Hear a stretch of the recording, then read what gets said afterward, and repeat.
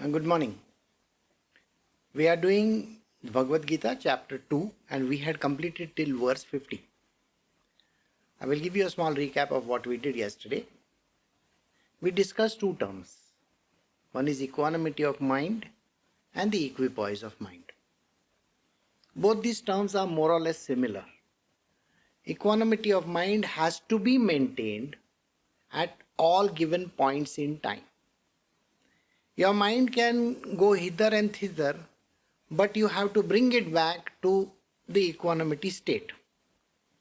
So bringing it back maintains the equipoise. You have to retain that. And when you retain that, you will not be performing actions which are going to get culminated into karma. Now, this is a little difficult to understand. So we have to go through the entire portions of why this happens. So now we are going to proceed further. Alright?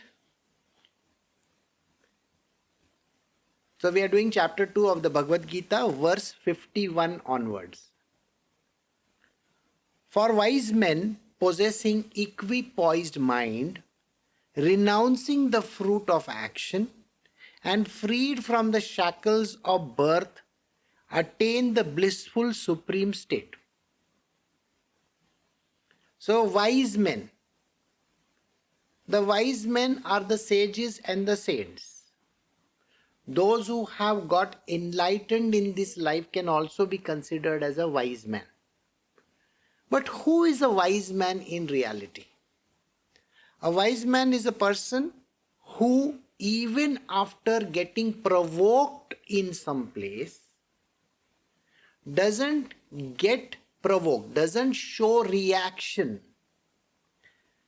It is when a person is praised or when a person is derided, when he wins a war or loses a war, when there is an argument or there is a peace around, in all circumstances, this person maintains the equanimity of mind. He doesn't get disturbed. That means in his mind, nothing happens. So for wise men possessing equipoised mind, mind which is able to overcome these problems. So if somebody is praised, you should not feel elated and feel that, oh, I got this award, I did this, I did that. Or if you are being reprimanded for something, a person should not feel that, oh, how can this person reprimand me? How can he talk bad about me? How can he say this kind of things? No.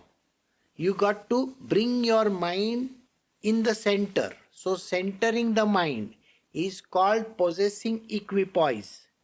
Coming back to the center, the mind is going to go like this, it's going to swing right or left. But bringing it back to the same position where he doesn't get disturbed in any which way. That state is possessing equipoise. So wise men possessing equipoise, renouncing the fruit of action. Please remember one thing, action has to be performed at all given points in time. Person should never be actionless.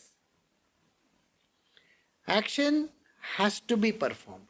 Your body, your entire senses and everything that you are, which is in the physical form, has to react to that particular thing. If you do not react, let us say, in circumstances, a person doesn't react. Who is a person who doesn't react? Do you know that? Somebody who has lost his mind. Somebody who is not up there. We say, no, a person is not up there. Somebody who is senseless being. There are people in this world who may just sit over there doing nothing.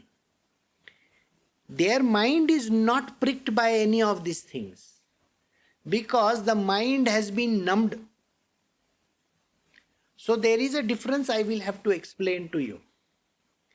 You see, when a person says, I have reached the state of equanimity of mind, or I have reached the state of happiness or tranquility, we will do a chapter where Shri Krishna says you can attain this by drugs also. And taking liquor and whatever. A person can numb the mind also. But that is tamasic. It is tamasic in nature. Having a mind and then having equipoise is the right thing. So did you get the point? You should use your mind. But it should not be disturbed. Then only you are wise. If you are numbing your mind by taking drugs or going in a state of intoxication, no, that is not allowed. There you are not going to reach any nirvana. Okay? Otherwise people think that, okay, I have taken nice hallucinogenic drugs, I have that ayahuasca from South America, and yes, a beautiful journey. Journey? That is not a journey. You are not reaching any enlightenment state. Okay? You can see some nice stuff in your mind, no doubt about it. So this difference you should bear in mind. So never be under this delusion that I can attain it through some stuff. No. Here you have to use your mind, and the mind need not be disturbed. Why has God given you the mind? For a certain purpose, isn't it? And the purpose has to be served.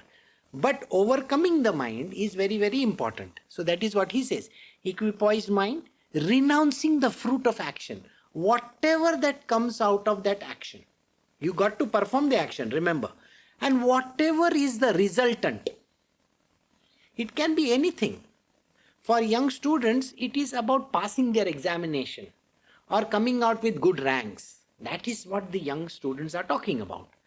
Maybe a youngster, that is a youth, may say, oh, I got into this college, I am able to do this. Some kind of an activity. Maybe he is doing pole vault. Maybe he is doing an F1. He is driving a F1. Doesn't matter. He may get a good result. Or for still older people, they may get a good job. They may land a very nice job. They may land very good salaries. And they can have whatever they feel like. They may buy a very fancy car. But that gives them that happiness, isn't it? Everybody feels elated. Shri Krishna tells Arjuna over here, this is the thing you should not be. Don't feel elated. Don't get disturbed by this thought that I did it, I got it, I am capable. So what is it that he is trying to say? Don't keep on saying this I all the time. This I has to be removed, otherwise ego comes into the picture. If ego comes into the picture, you are attributing everything to that stupid body of yours. I did it with that little 10 cents brain that, or maybe 2 cents of brain that you have. You seem to have achieved some great stuff in this world. No, nothing like it. You are attaining it because of the karmic debt that has to be paid. Some people become billionaires, at 26 and 28. Doesn't mean that they are some great sheikhs. Because at that age, everybody tries. Such times I have to give an example that everybody is trying out there. It's not just you. You are fortunate enough because of the karmic debt that is there is getting paid, and that is why you attain this objective. So Shri Krishna says, don't get elated by it. Don't get disturbed by what happens. So even if the worst happens, don't get disturbed by it. So renounce the fruit of action. Do not get carried away by the fruit of your action. You may pass or you may fail. By passing, don't feel very nice about it. And by failing, don't feel miserable about it. Just let it be. and freed from the shackles of birth. The person gets freed from the shackles of birth.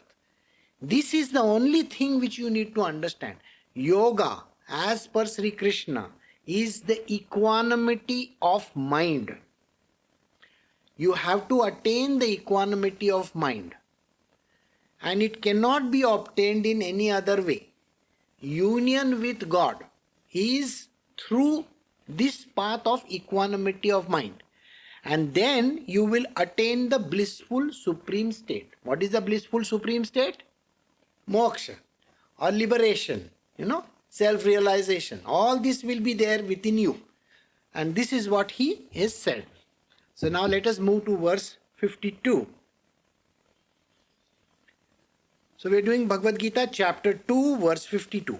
When your mind will have fully crossed the mire of delusion, you will then grow indifferent to the enjoyments of this world and the next that have been heard of, as well as those that are yet to be heard of. Okay?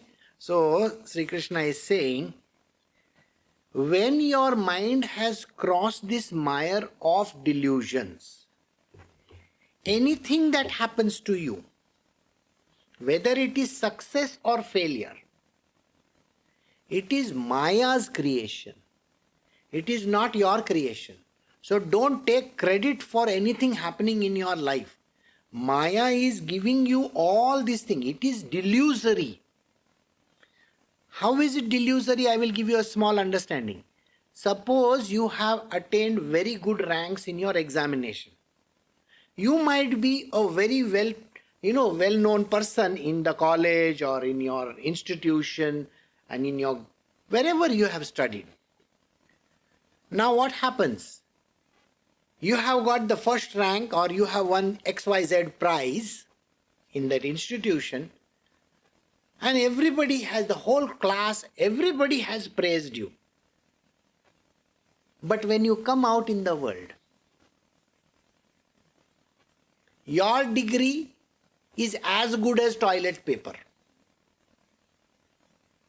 Now you may say, how do you say that? Well, what is it that you are going to do at the end of the day? So if you have earned a fantastic degree, can you compete with the likes of Elon Musk or Bill Gates or Warren Buffets of this world? Can you compete with Ambanis? I'm not talking about the current Ambani, the old Ambani, the Birlas. Okay? Nobody can compare. Those people were not educated. They never even had a degree to their name. And you think you have some fancy degree and you are going to succeed in this world? Nobody cares for that degree. It is you who believes that my degree is so great that I got to do something good in this world. I am going to reach the state of some CEO or some chairman. I am going to have billions of dollars. How many Harvard graduates come out of this Harvard? How many come out of all these fancy institutions? How many people come from IITs? Do you think they become Sundar Pichais of this world? Nobody becomes. The reason why they don't become is there is only one Sundar Pichai. So your degree is as good as toilet paper. It is worthless. With that degree, you are not going to have some fancy children in your life or fancy wife of yours. Please understand this. Whatever that you do, it is not going to carry forward even into the future. So there is no future for what you are doing. So even if you are an uneducated person, it doesn't matter. You just got to be smart in one thing in life. That's it. Whatever you are programmed to do in this world, just be smart in that. So, if you are a farmer, be smart in farming. Got it? Whatever degree that you have is not going to be of any use. People think that education and all these things are going to take them places. Nowhere is it going to take you. You cannot even become a or prime minister of a country. See, my country's prime minister was a chaiwala, tea seller on the train. They come with one small kitli and they pour tea and give it to people. What education are we talking about?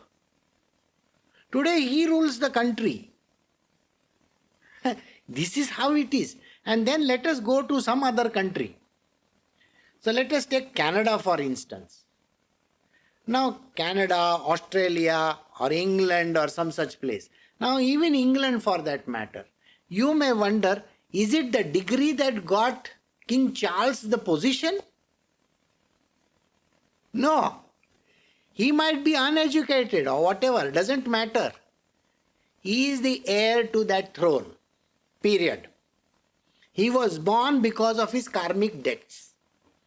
Similarly, the person who is currently ruling Canada, he has got it into it because his father and his forefathers must have been doing the same thing. You remember George Bush? I am sure you will remember all these people. They got it because their forefathers are into the same business as ruling a country. That is why children from the army, those who have joined the army, their fathers and their forefathers were in army. So it is nothing great. So don't be elated by your degrees or don't get carried away by whatever that you seem to have. End of the day, what are you? Nobody. Even if the queen died, the queen died, does it matter? No, it really doesn't matter. She's dead and gone, finished. Now a new king has come. So whoever comes and goes, the end result is not good at all. There is nothing which they can say that I did this. Somebody can come up with some reforms. Save the world. They can say, save the world. I don't know whether they will really save the world. Because nobody can save this world. Nobody can take credit for it. Only Maya can take. And Maya is the delusion. So you can do whatever you feel like. You are still under a delusory state. Remember these words. So don't get carried away by what you do. You are never the doer. Maya can put you in the king's seat also. And she can make you the pauper also. She can make you, with one, you will be singing songs, at the roadside also. You don't know that. Maya is capable of doing anything that she feels like. That is why it is a delusion. So don't get carried away by results. Results are nothing great. So you will grow indifferent. He says, once you understand this, that this whole world is a delusion, then you have to become indifferent to the enjoyments of this world. Whatever enjoyment that you get, see today, my favorite fruit is called lychee. Okay? Now I don't know whether you all know lychee or no. So I get it. It goes in here and goes out there. See, just a momentary thing. And we feel, I enjoyed it. There's nothing like enjoyment. Please remember this. Okay? What is the enjoyment? I was a sales manager of a soft drink company. I would knock off more than a crate of soft drinks in a day. A crate is a big amount, okay? So I will pick it up from the production line, which is absolutely the most beautiful thing, it is fresh, and drink it and throw it away. That's it. So where did it go? So there was no pleasure anywhere. So you just have to do it. You have to do it. So don't get elated by the enjoyments of this world. And then he says the next. The next that have been heard of as well as those that are yet to be heard of. This is the important thing which we should understand. Now, I will tell you something. If there is someone who is saying that you do good in this world, please remember, just go over my words. If you do good in this world, you are going to go to heaven. If you do bad in this world, you are going to go to hell. Who has told you this? Again, this is a wrong statement. Doing good doesn't take you to heaven. Doing bad doesn't take you to heaven. Are you disturbed by doing good and doing bad? Yes, you feel elated when you do good, and when you do bad, you feel very, very guilty. Here is the crux of it. If you are having those feelings, then you are going to go. Otherwise not. So here the understanding should be, if you are disturbed by whatever you do, your mind is getting swayed, I am doing something wrong, I am doing something wrong, I am doing something wrong, and yet you do the wrong, then you are bound to go there. But if you are just doing an action which may be killing somebody, like Arjuna has been told to kill somebody, he is not going to go to hell. Did you see the difference there? Because you should not think about it. You are just doing the job which God has given you to do. It doesn't mean that we should go out and kill people. Okay, please don't misuse my words over here. I am just saying that Arjuna is told by Shri Krishna that go ahead, take your bow and arrow and shoot. And even if they die or you die, it should not matter. So any action that is done, if the mind comes into the picture, converts itself into a karmic debt. But if you perform actions without using your mind, having an equanimity of mind, then it doesn't convert itself into a karmic debt. This is called not the swaying of mind. You see, you are not swaying the mind in any which way. You are steady, one-pointed, and you are doing your action. This karma is called nishkam karma. Nishkam karma means a karma which doesn't have any fruitive action. Did you get it?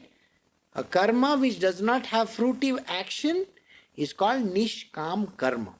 And this is what Shri Krishna is driving at. Okay? So, if you have heard about this futuristic thing from someone, that you are going to get the heavens or you are going to get the hell, don't go by it. That is what he says. Never go by whatever anybody is telling you. You have to do what is called equanimity of mind. You have to have equipoised mind, and then don't bother about the actions that come about, because you are no way connected with those actions, and what happens over there is called an indifference to the action. So we will go to the next verse. We are doing chapter 2, Bhagavad Gita, verse 53. When your intellect, confused by hearing conflicting statements, will rest steady and undistracted in meditation on God, you will then attain yoga, everlasting union with God. Now this statement has literally like maybe a very big significance. When your intellect is confused by hearing conflicting statements, the biggest conflicting statement over here which Krishna himself has made is meditation. Did you realize that he brought in a subject called meditation? Now, when that subject is brought in, it brings in a lot of confusion. What is the confusion that brings along? People think meditation means sitting in some posture at one place and doing mudras, different kinds of mudras, maybe uttering some magical words and then doing some kind of an activity. So there are a couple of things that they do. One is sitting in one place. Two is a posture, the way where you are comfortable. Number three is they are doing some kind of a mudra. Mudra means you must have seen people are touching their fingers or doing whatever. Fourth is the breathing exercise, pranayama. Fifth is saying some kind of a word, which is called mantra. So either they are doing mantra yoga or something like that. Then next is meditation. So they go in a meditative state. Next is yoga. So they can be doing yogic activity, which is Hatha yoga, not this yoga, Hatha yoga. Hatha yoga means basically performing actions using their bodies. So all these things can happen. He is talking none of these things. What is he saying over here is equanimity of mind. Please remember these words. So don't get carried away by anybody who says that you can attain realization by doing any of these activities. Suppose I am doing a particular activity like saying a magical mantra. My mantra is Om. So I do Om, Om, Om. Continuously I am doing. Do you know what the mantra does? It overtakes your mind. It makes your mind numb. When your mind is numb, is it going to react to anything? No. Because you are only going to be non-reactive whereas world is concerned. So when your mind is overcome, what happens? You have attained the state of equanimity of mind because mind doesn't come. But suppose while doing Om, somebody comes and throws a bucket of dirty water on top of your head. Then what happens? Then you get out of that state and you start giving him 4-letter words. Right? Is it that what happens? So you are going to get upset because of that. So this is not what it is. People do yoga. Okay? After they finish the yogic activity, they do what is called as, lying a dead posture. You have to sleep in a particular posture where you are literally like a dead human being. And then you get up and then you do, I have just got out of this meditation and stuff. Oh, really? And after that you take your phone and you look into it. Did I get any messages? Did I get any phone calls? You put on your ringer. Really? So all that you did for the last 1 hour or 2 hours is literally gone down the drain. Because that is anxiety. You are anxious. Somebody would have called me when I was in this state. Okay, I will give you one example. Whereas when people sit in front of me, a very funny thing happens. When they sit in front of me, now they put their phone mostly on silent. This I am talking about disciples who have got certain grace. I am not talking about everybody. So what happens is, the whole day, not a single call will come, not a single message will also come. So even if they open their phone at the end of the day thinking that I must have lost so many phone calls or I must have missed somebody, nothing like that has happened. And this has not happened once. This has happened many times. Nobody is going to disturb you. Because it is not in your hands. Remember this. It is not in your hands. Somebody is not going to call you. Nobody is going to call you. Nothing is going to happen. The world will be frozen. It will be frozen. It will be just there. It only happens when your devotion is the highest. Otherwise it doesn't happen. Otherwise you will have to keep on looking at your phone every 5 minutes. What 5 minutes are you looking at the phone for? The world is not going to come to an end. Remember, it is Maya which is working. So in this case, what happens is, if you hear conflicting statements, that you got to do this and you got to do that, you are mistaken. Don't bother. And he says, will rest steady. If you just throw all these conflicting statements away, you just don't bother about it and just be steady and be undistracted. Don't get distracted by anything. Don't bother your head about what is going to happen, how things are going to be, what is this and what is that. Nothing like that ever occurs. Maya is under control. Maya is not going to disturb you if you are not having any disturbance in your mind.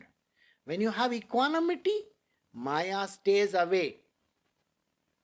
She says, this person is with the Lord. I should never disturb him. That is why she doesn't disturb you. So she is not going to bring any kind of activity in your life. So, you will then attain yoga, everlasting union with God. So when you are in this state, you will attain this oneness with the divine. And this oneness with the divine is self-realization, liberation, and meditative state which you have attained by being with God. This is the yoga. Yoga is union with God. So we will stop over here today.